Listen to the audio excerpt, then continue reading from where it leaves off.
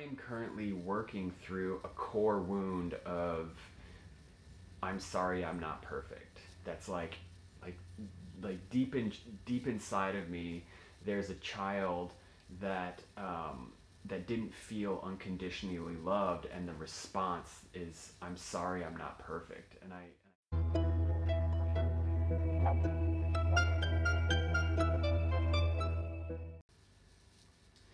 So today is my 37th birthday, um, which is actually a little bit ahead of schedule because I'm in New Zealand versus, if I were to be back in America.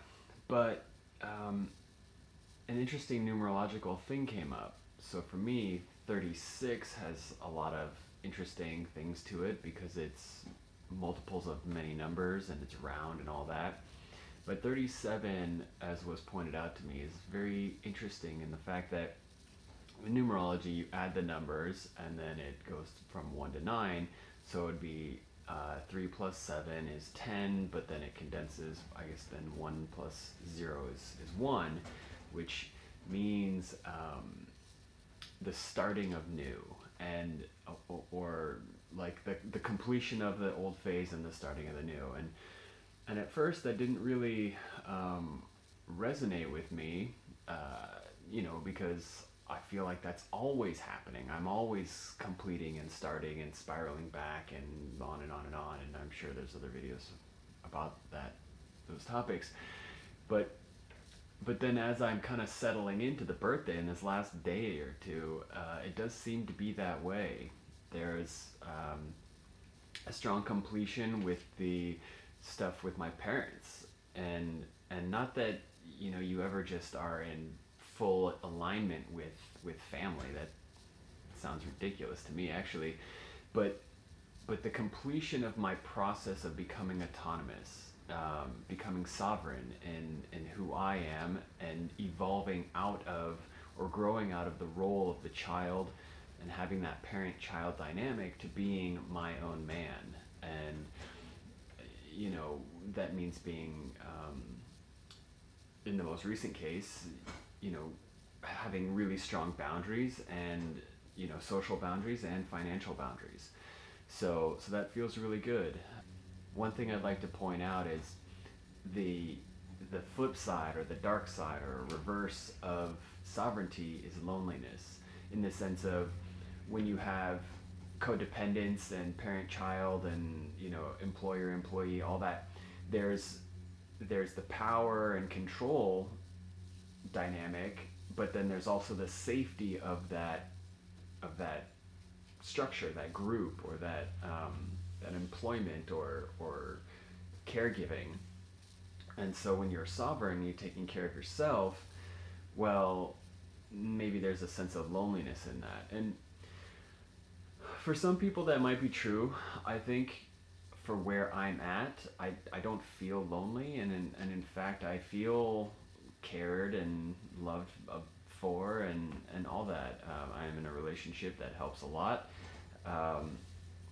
but it doesn't seem like I'm being abandoned in any way. It seems like I now have the authority to engage relationships in a healthy, mutually beneficial way, as opposed to a codependent using way. And that kind of brings me up into a topic that's separate from my birthday that I wanted to talk about, which is polyamorous relationships and how that all works, because it's been coming up a lot. When I was in LA, all my friends are polyamorous or open or this or that. I mean, it's all over the place. And then even it just came up. I was having some lunch with some friends of mine yesterday, a couple days ago, and they were asking me about how I perceive these kinds of relationships. And what I think is funny, and this kind of wraps back around, is I am currently working through a core wound of I'm sorry I'm not perfect. That's like deep inside of me, there's a child that that didn't feel unconditionally loved, and the response is, I'm sorry, I'm not perfect. And I know that that's the case because I find myself yelling that when I'm in a confrontation with my mom specifically. um, and so there's the wound there, and I'm working on it. And you know, that wound made it really obvious the the other wounds that are exacerbated by polyamorous relationships, because in the poly community the fundamental narrative is nobody can satisfy all your needs. And they say laughingly, like, it's ridiculous to assume that one person can satisfy all your needs. And so here we have all these people with a sense of unworthiness, because everyone has it. If you don't think you have it, well, um, everyone has some sense of unworthiness somewhere. And so all these people, what they're doing is they're going out and having these relationships with all these other people and trying to seek validation and worthiness and love, while also each telling everybody that none of you, including myself, I accept, are able to be enough for one other person, for any other person. And so there's this like tragic irony of the narrative that they're all so like holding on to tooth and nail, and yet it just reinforces that wound. And I had to think about that because when something comes up so much, I can only imagine it's coming up so much because I am not resolved in it in myself. And one other part of that is just the using quality of it. There's, if it's open relationships, polyamory, or here in Wellington, there prostitution is legal. I was surprised, but yeah, prostitution is legal here. So if it's that, or just even if you're not in any relationship and you don't want to engage in that, just to be single and having multiple partners. A strong theme of using that goes on, that it's just toxic, and it's very deceptive, because you can say to yourself, and a lot of people do, oh, I really care about this person, and this is good for both of us, and all that stuff. And the possibility exists to love and respect and really nurture more than one person. I accept the possibility.